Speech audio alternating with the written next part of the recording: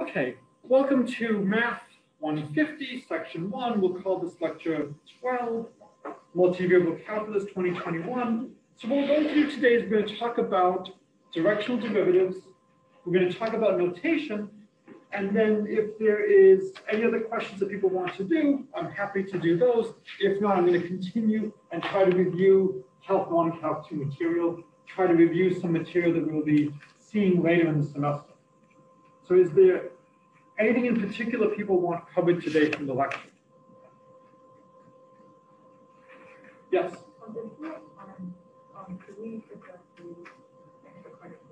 Sure, which was the extra credit? Minus 1 E to the minus, oh, 1 over x squared? Yeah. Yes. That's a good problem to discuss. Okay. So directional derivatives.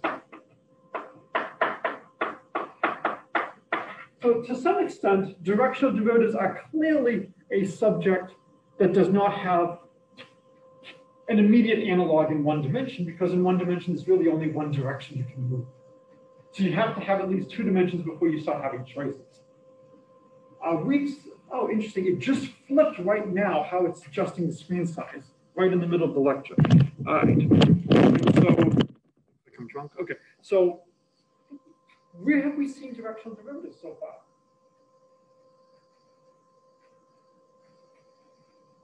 Where you're taking derivatives along certain straight lines. Where have we seen this already?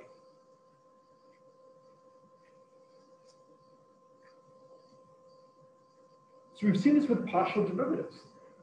You can do the partial derivative, partial f, partial x is the limit as h goes to 0. Let's say f of x plus h y minus f of x y over h. We'll just do the special case when we have 2 variables. Of course, I could have x1 through xn, but let's try to keep the notation a little bit simple. I could view this as the limit as h goes to 0 of f at the point xy plus h times I hat minus f at the point xy over h. Just kind of view it almost like a vector. And so here, I'm moving h units in the x direction. I could move h units in the y direction. So now the more general case, and we'll call this lots of notation. We can call it d sub x of n. We could call it f sub x. All of these are great notations. So the subscript here is telling us take the derivative with respect to x. If I wanted the derivative with respect to y, what would that be? Fy. Now, what if I gave you f sub xy? What does that mean?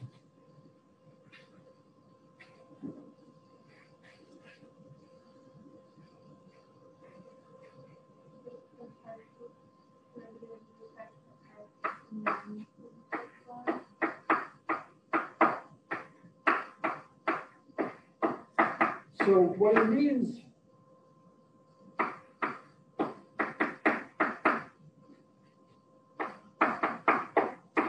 all of these should be equivalent ways of writing it.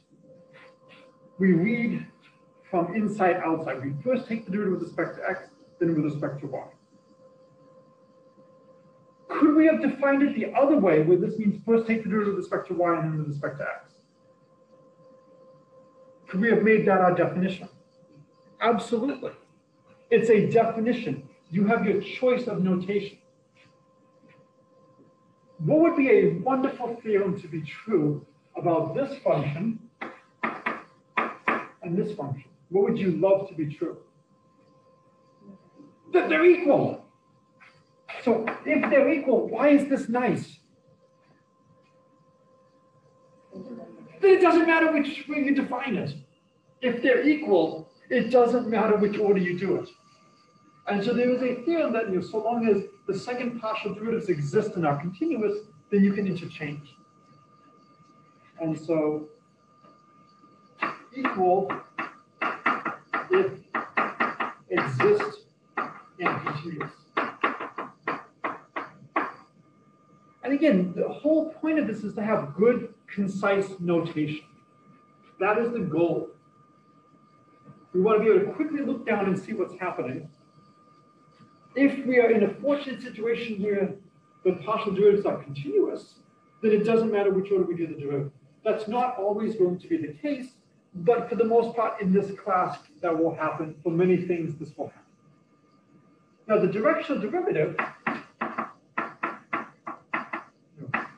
dv of f at some point a, will be the limit as x goes to a of f of x plus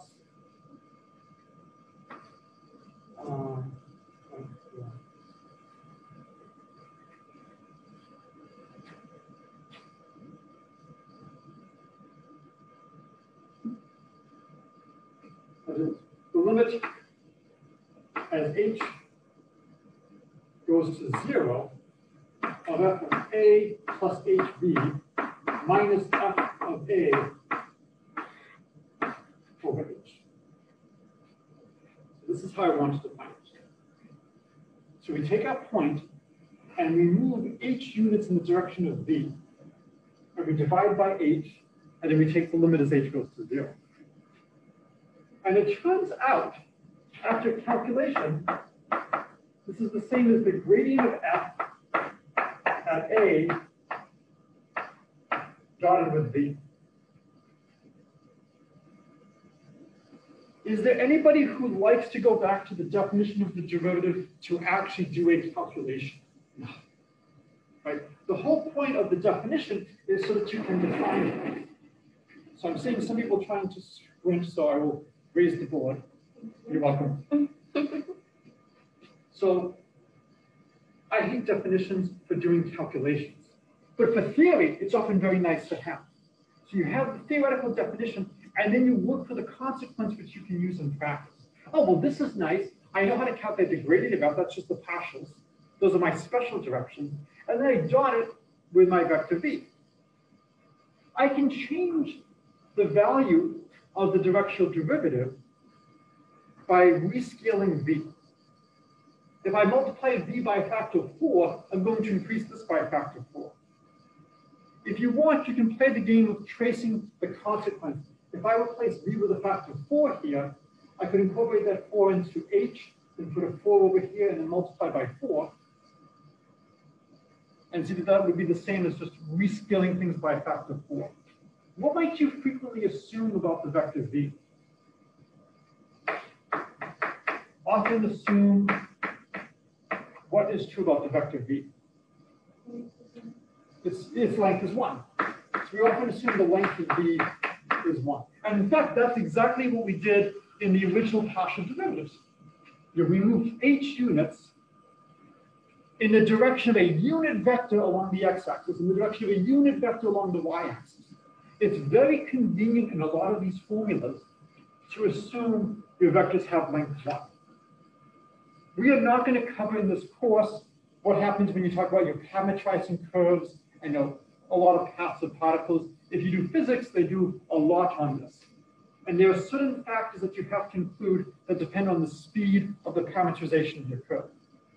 Well, if you just assume that your speed is always 1 for your parameterization, then you don't have to worry about, do I have to include this factor or not? It's just a little bit of a safety. So frequently, you might want to just assume that the vector has length 1. What kind of number is the directional derivative? Is it a scalar? Is it a vector? Is it a matrix? Is it a tensor? Probably not a tensor since we haven't covered them in class. It's a scalar. We have a dot product. So as soon as you see a dot product, you should be thinking this is a number.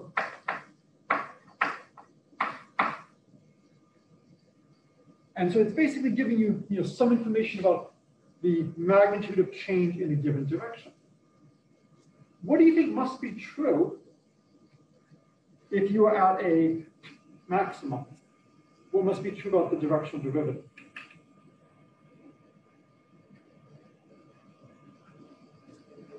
I'm sorry?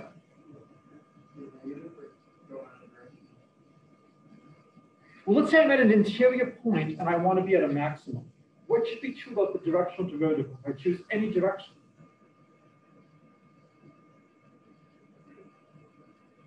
More than just decrease.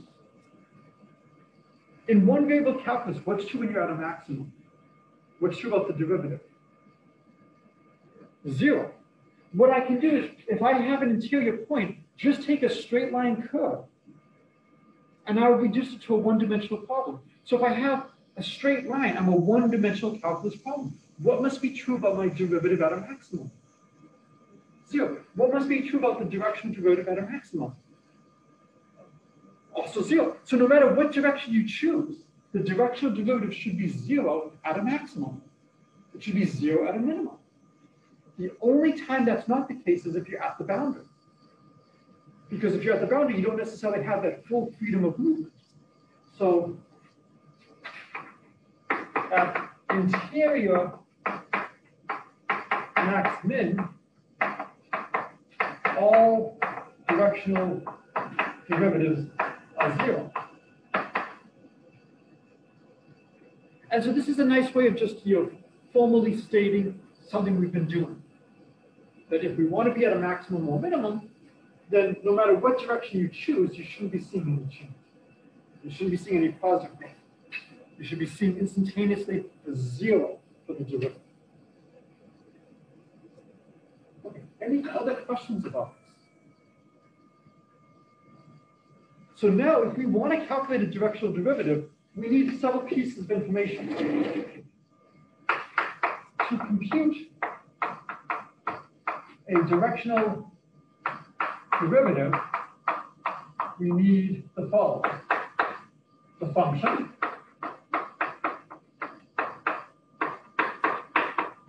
the point A,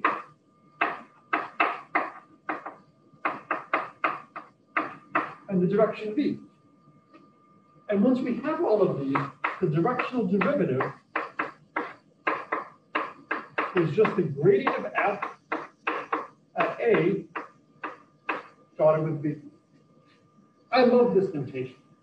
You have a d for derivative, you have a subscript v, which reminds you what vector we're talking about, what direction we're talking about. You then follow it with the function, and you end with the point you evaluate this at. This is really good notation. And so now if I want to compute it, I just have to take the normal partial, evaluate it at A, and then take the dot product with B. So if you wanted to calculate many directional derivatives at a point, you would just calculate the gradient once, and then you would just put in different vectors and take the different dot products. Which direction are we going to see the greatest increase in the function f? Which directional derivative will be the greatest increase? I'm sorry? Which direction of the function? Which function are we talking about now? Not, f doesn't necessarily have a direction. F is a number. And f at a point is still a number. There is something associated to f that has a direction, but it's not the function f. What's the vector that we associate to f? It gives us, I'm sorry, the gradient. So the gradient of f, this is a vector. Right? If we choose v to be the direction of the gradient of f, that's going to be the direction where the directional derivative is largest. And the direction where the directional derivative is smallest is if v is negative gradient of f. So largest if v is in the direction of the gradient of f at A, and it's smallest if it's negative gradient of f.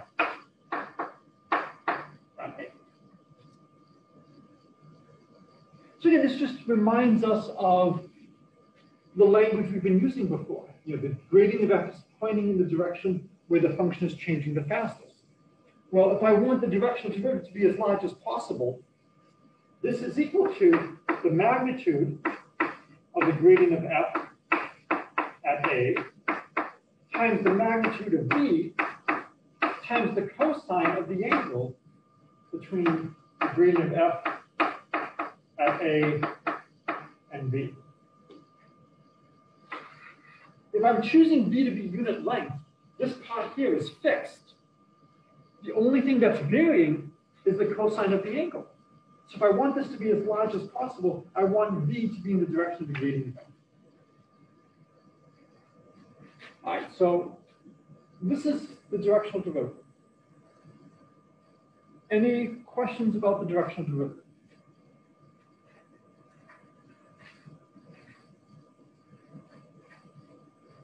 Yes.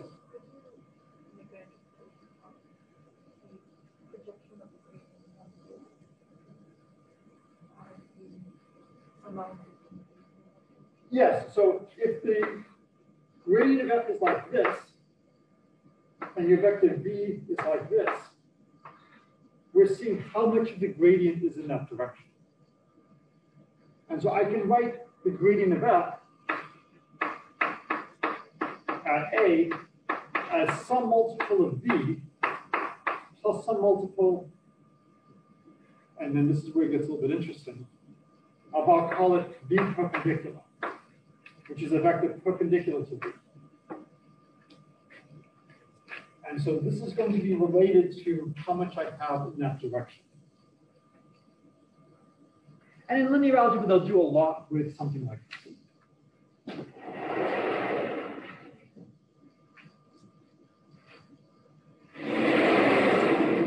Okay. Any other questions on directional derivatives?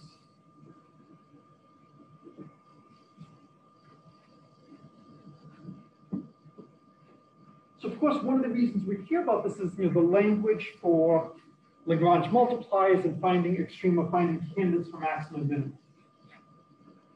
And so that will be, I think, the next lecture. So we're getting very close to exam time.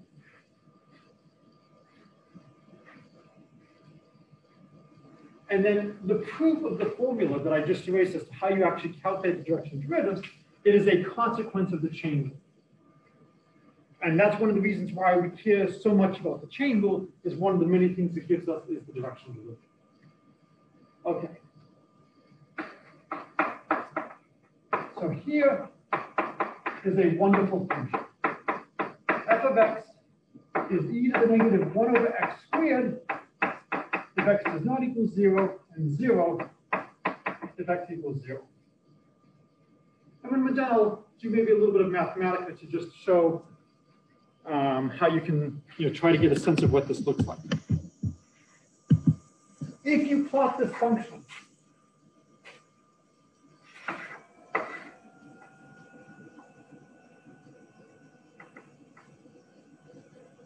this function has tremendous decay at the origin.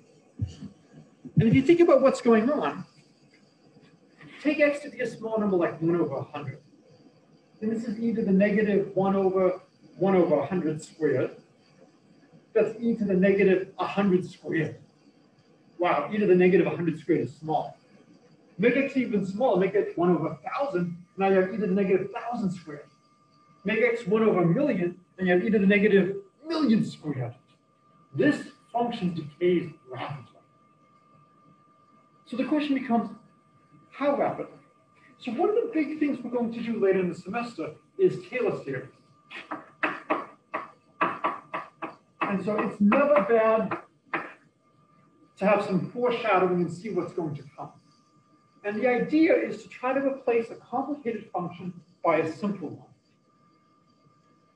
You've seen this a little bit with tangent lines and tangent points. And so if I give you some function, f of x, my first guess, the zeroth order Taylor series, is just a function that's identically f of 0. So the only information I know is my value at time 0, and this is my best guess.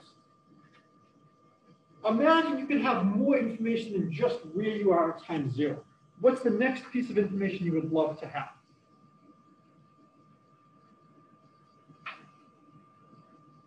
So in addition to knowing your location at time 0, what else would you like to know?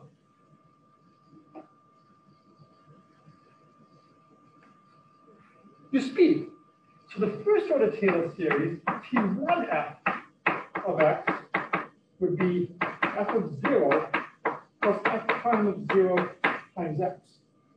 And this is the tangent line approximation. This is where I started. This is my instantaneous speed. And this is the elapsed time.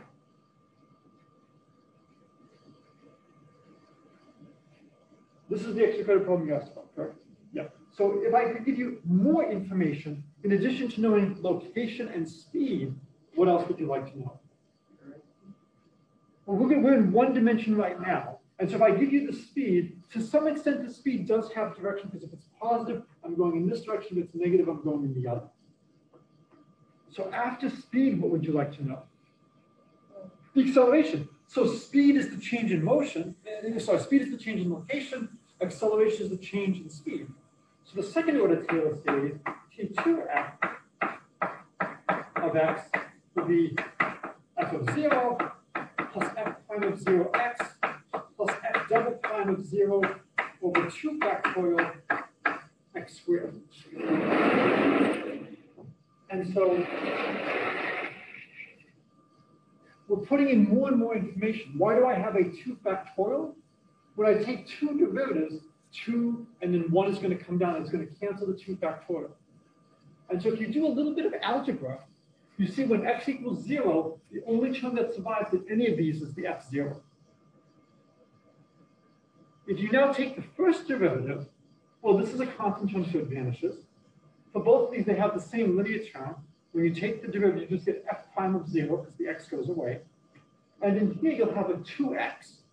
So when you plug in x equals 0, this term is going to vanish when you take the first derivative and set x equal to 0. What I'm doing is I'm choosing a polynomial so that the derivatives at the origin match up with my function. So here, just the constant term matches. Here, the constant and the first derivative match at 0. Here, the constant, first derivative, and second derivative match. And that's why I need the 2 factorial. What do you think I would need for the third order Taylor series?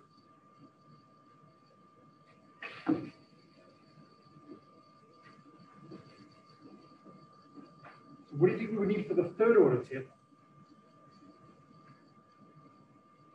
So here we have the second derivative over 2 factorial times x squared.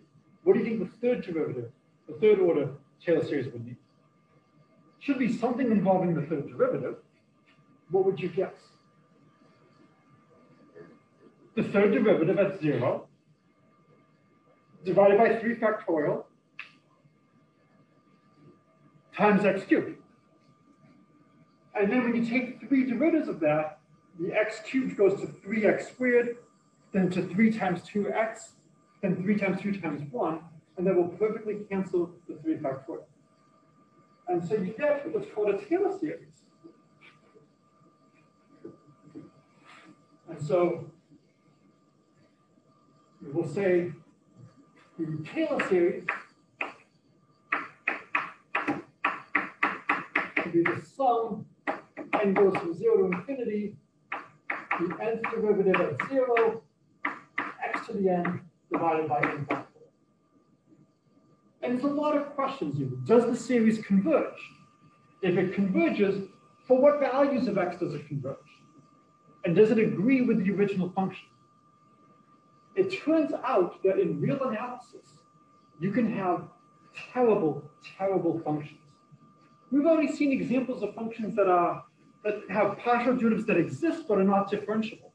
The whole point of that is we have to be careful. We're going to have a function here whose Taylor series converges for all x, but it only agrees with the original function at x equals 0. You can't be excited about this. And the reason is we force them to agree at x equals 0. They all start with f of 0 plus multiples of x. So when you plug in x equals 0, all the other terms will always vanish. So it has to agree with the original function. So we want to calculate f prime at 0. And I'm just going to do f prime. I will leave the others for you. And this is a great way to review some rules from calculus. How do we calculate the derivative? Well, if I take any point other than x equals 0, I would just differentiate either the negative 1 over x squared. And I can just differentiate that directly. But at x equals 0, I need to be a little bit more careful. So how would I calculate f prime of 0? What do I do? The definition. So we started today by doing the definition of the directional derivative and saying we never want to use that. We always want to avoid going to the definitions, but sometimes you have no choice. Because I have a split definition of my function, I have to go back to the definition. And this is the limit as h goes to 0 of f of 0 plus h minus f of 0 over h. Right? It's the limit as h goes to 0. Now, f of 0 is just 0. So I get e to the negative 1 over h squared divided by h.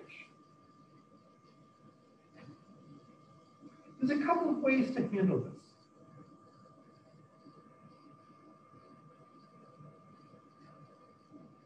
I can write this as the limit as h goes to 0 of 1 divided by h divided by e to the 1 over h squared.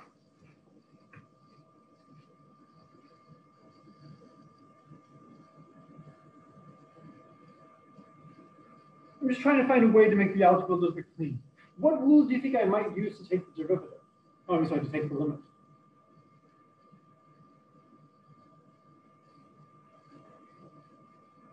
How might we take this limit? What might we use from Calc 1 and Calc 2? Yeah, we can use L'Hopital's rule. For L'Hopital's rule, we need 0 over 0. So L'Hopital, and you know you've made it when your name becomes verb, L'Hopital. If you have 0 over 0 or infinity over infinity, then the limit as x goes to a of f of x over g of x equals the limit as x goes to a of f prime of x over g prime of x. And what if this is still 0 over 0? What do? You do L'Hopital again, and you just keep doing L'Hopital. If I do it over here, if I take the derivative with respect to h, I would get the derivative here would be 1. And if I take the derivative of this with respect to h, I'm going to have h's coming down. And so if I tried to do L'Hopital directly over here, I would have a little bit of a problem. So I'll leave that for you to check. If you try to do L'Hopital like that, well, if h is going to 0, what's 1 over h going to? Infinity. And over here, this is also going to infinity. So everything is good. There's a couple of ways we could handle things. One way is to just say, I know what e to the x is. E to the x is 1 plus x squared over 2 factorial, dot, dot, dot, dot, dot. If I use that, e to the 1 over h is 1 plus 1 over h plus 1 over 2 factorial 1 over h squared plus dot, dot, dot, dot, dot. Well, if I have a 1 over h here and a 1/2 1 over h squared, as 1 over h is going to infinity, 1 over h squared is going to infinity a lot faster than 1 over h. And so I can actually bypass doing L'Hopital's rule by just noting an expansion like that. If you don't see that, another way to do this is to use L'Hopital's rule. Is let's let k equal 1 over h. So as h goes to infinity, as h goes to 0, what does k go to?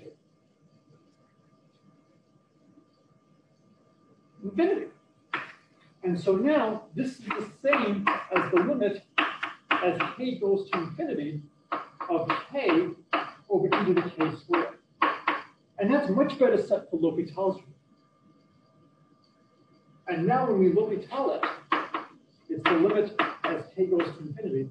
What's the derivative of k? 1. What's the derivative of e to the k squared? 2k e to the k squared, and that's 0.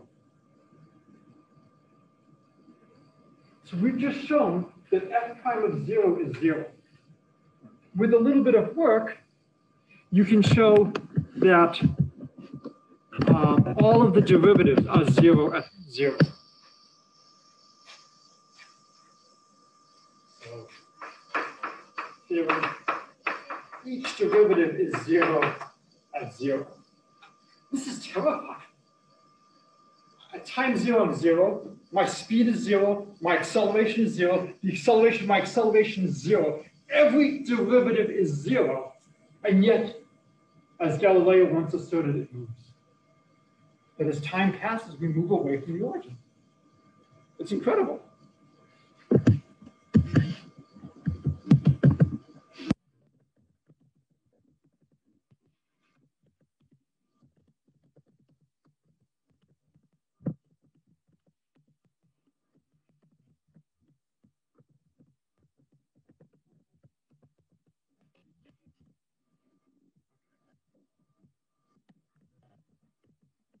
What I'm going to do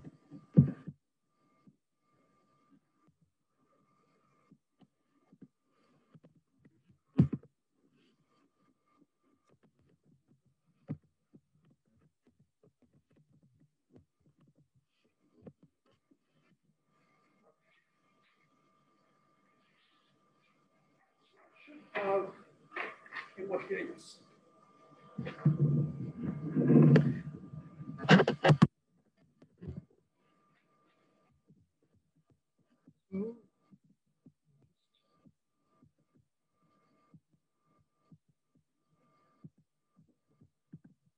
Okay.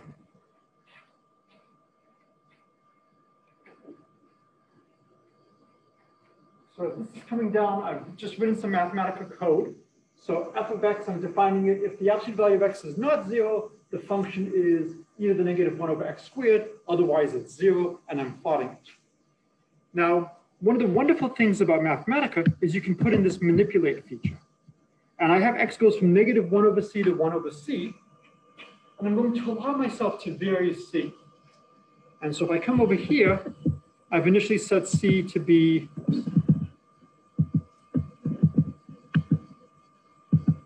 to be 1, and I can play the game of zooming in. And so you're already at 100 is too much. Try going to 10.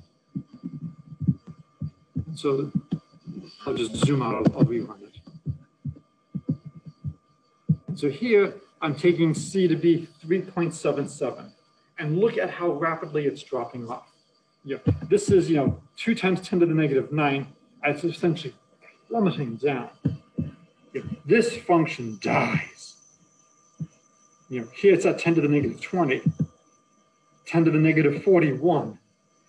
Okay, this function just has tremendous, tremendous decay. I think I can actually go the other direction, put in 0.2. Yes. So I put in negative 0.2, and it's plotting the values over here. And so you can see as we start stepping away, the function has an interesting different behavior. I strongly urge you to get comfortable using something like Mathematica to just use plot functions and to deal with this. Any other questions on any of the material we've done up till now? If not, I'm going to talk a little bit about limits and trigonometry. Okay. So it's useful to be comfortable with trig. Oops.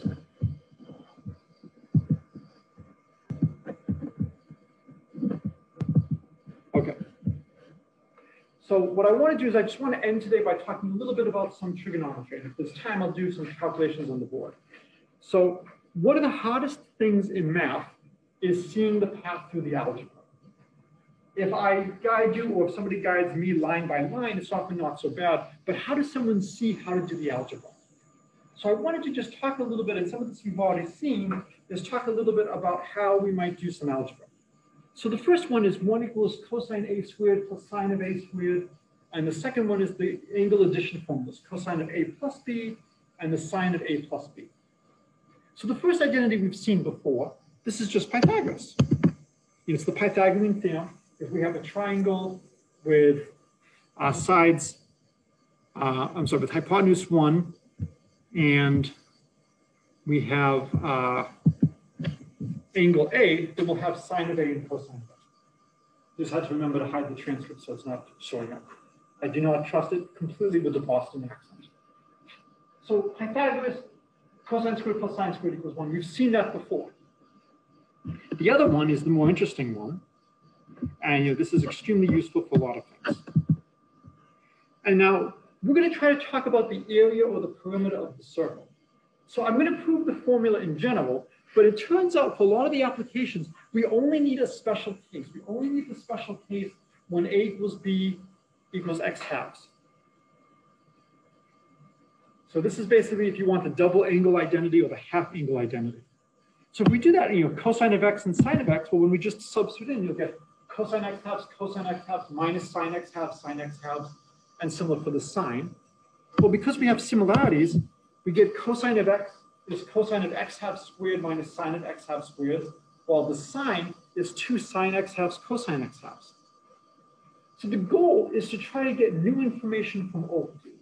If I know the sine and the cosine at X, can I use this to deduce the sine and the cosine at X halves? So initially, what are the angles we are happy to calculate sines and cosines for? If I give you this angle, you'll be happy. What's a happy angle? 0, right? What's another happy angle? So 0, 90, those would be happy angles. What else? There's 3 others. 30 and 60 from the 30, 60, 90 triangle, which comes from the equilateral triangle. And then the 45, 45, 90. So those ones we know. The idea is we can now get the half angle formula. So if we know 30, we have 15. If we know 45, we have 22.5. And then you can keep playing games and get any angle by doing multiples and stuff like this and combinations. So now, what would be a good choice of A in 1 equals cosine A squared plus sine of A squared? Well, we want to find a formula for cosine of X halves. So why don't we go to Pythagoras and take A equals, so only 2 possibilities to guess.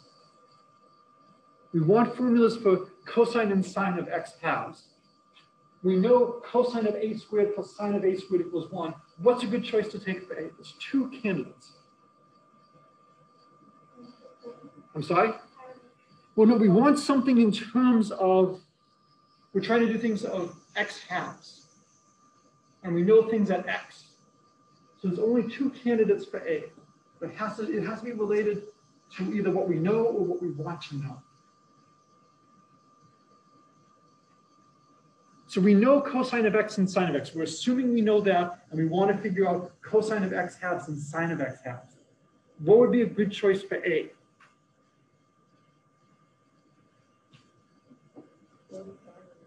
45 and 90 don't depend on X or X halves. It's got to depend on X or X halves. We have a formula that's valid for any A.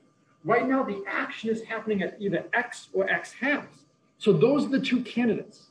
We should try putting in A equals either X or X halves into Pythagoras, because that's where the action is happening. So it turns out if we take A equals X halves, we get cosine X halves squared plus sine X halves squared is 1. Ah! Notice now, what can we do to these 2 equations?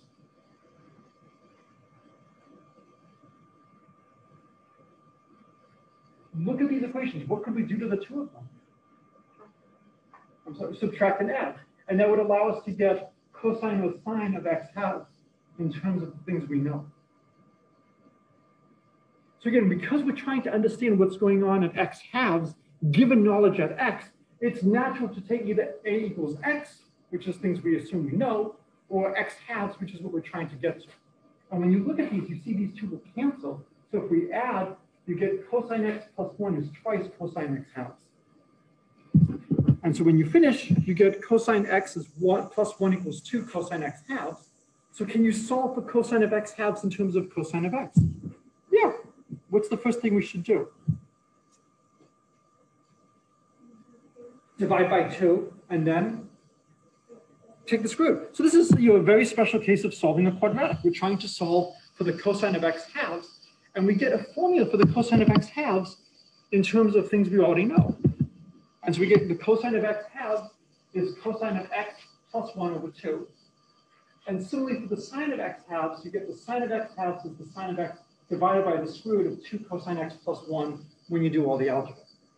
What matters is we now have a formula for sines and cosines at x halves in terms of their values at x. So we can keep moving down.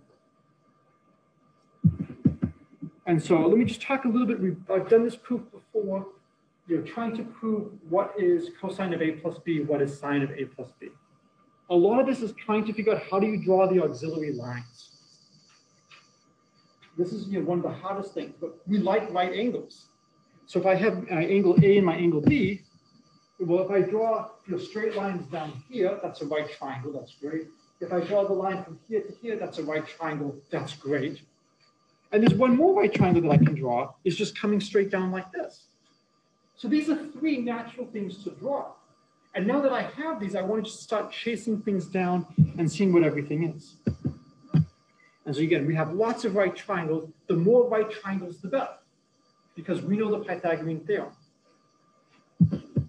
And so now if I draw another line like this and form a rectangle over here, this gives me one more right triangle, and it gives me another right triangle over here. And I'll make these slides available. But what's nice is when we go through all of this, if this whole length here is 1, then this whole length down here is the cosine of b, and this length up here is the sine of b. So drawing it on this triangle here, if this is cosine of b, and this is a, then this length is going to be cosine b cosine a. And you can start to see what's going on.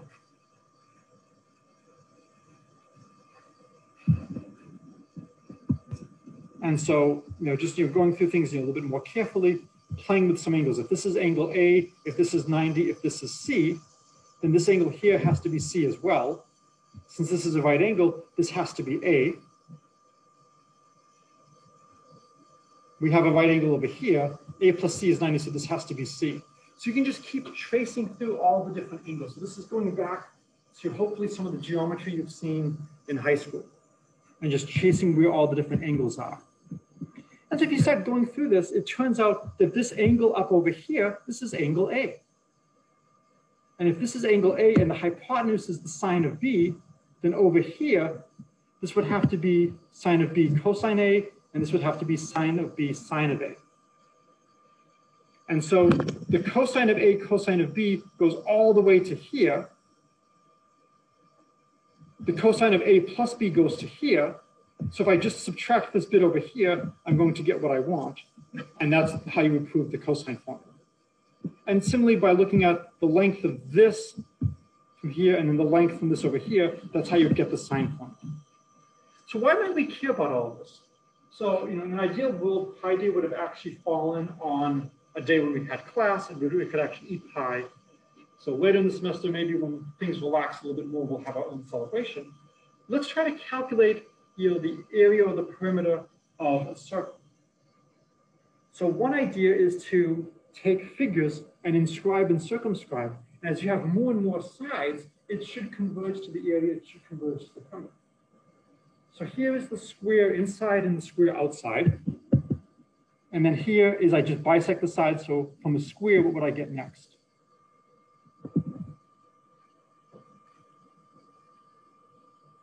So what comes after the square if you bisect every side? What's the name of this figure? Octagon. And does anybody know what the 16-sided figure is called?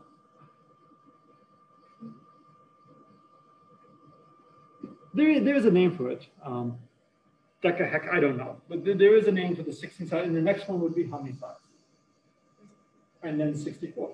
And because we have formulas that relate things at x to x over 2, we can actually write everything down explicitly. So if I wanted to try to calculate the perimeter, if I start off with a circle of radius 1, 1, square root of 2, so we would guess that the perimeter is approximately 4 times the square root of pi, about 5.656. 2 pi is 6.283. Is this terrible? It's not great. It's not horrible. If you round to just one digit, they're both 6. If we go to the hexagon, let's try to make things a little bit better. So we have a 45-degree angle here. this over here would be root 2 over 2. We can now calculate what would go on if we had 45 over 2. We're using these half-angle formulas that we just derived. One of the most important calculations in our subject is the area and the perimeter of the circle. We're going to need this when we start getting to integration. And so now we have 8 sides. So I want to multiply each one of these sides by 8. Or if I just calculate one of these half sides, I have to multiply it by 16. And so I use my formulas for the sine of 45 over 2. I feed them in here. And when the dust settles, I get the sine of 45 over 2 is 1 divided by 2 square roots of 1 plus 1 over root 2. So 8 times that is 4 divided by 1 plus 1 over root 2. And so here, it's about 3.06. So I should be multiplying by 16 if I wanted to get the perimeter. If I'm only multiplying by 8, I'm getting half the perimeter. What's half the perimeter of a circle of radius 1? Pi. And so when I'm looking at how good of an approximation is this to the perimeter of a circle, people don't really remember 2 pi. They remember pi. So let me just calculate half the perimeter. I'm getting 3.06. So 2 digits, what's pi? Come on, 2 digits of pi. 3.14. This isn't too bad now. What do you think we could do after the success with 16? I'm sorry, with 8 or 16, we go up to 32 or 16.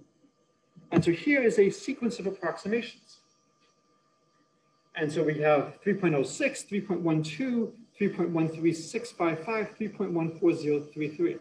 So it's converging a little slowly. One of the things that people have asked about is how do you think about mathematics? A lot of it is pattern recognition. And this is the main reason I really want to talk about this. Does anybody notice any patterns? Yeah.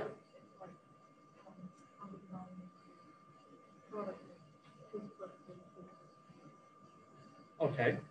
So there's definitely something going on in the denominator. Can you be a little bit more explicit about what happens in the denominator? There seems to be a really nice pattern that's holding it maybe most of the time. How do you get from one line to the next? Is it completely different? Or is it related to the previous? Yeah, so how do you get from one line to the next for the denominators?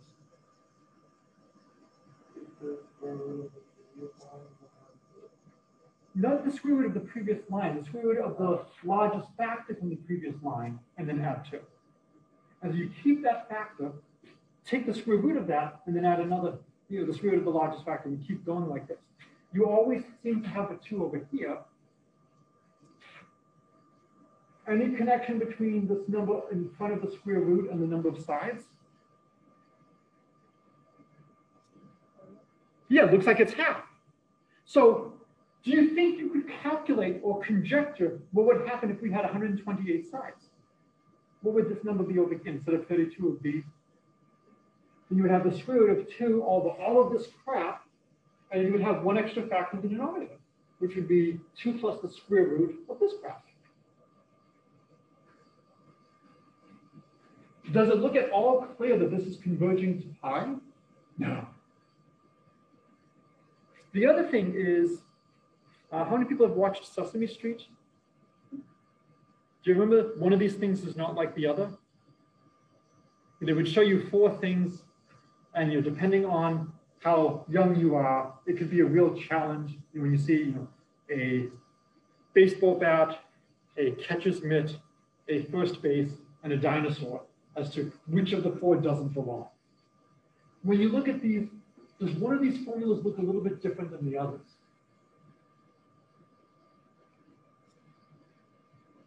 Yeah, the first one.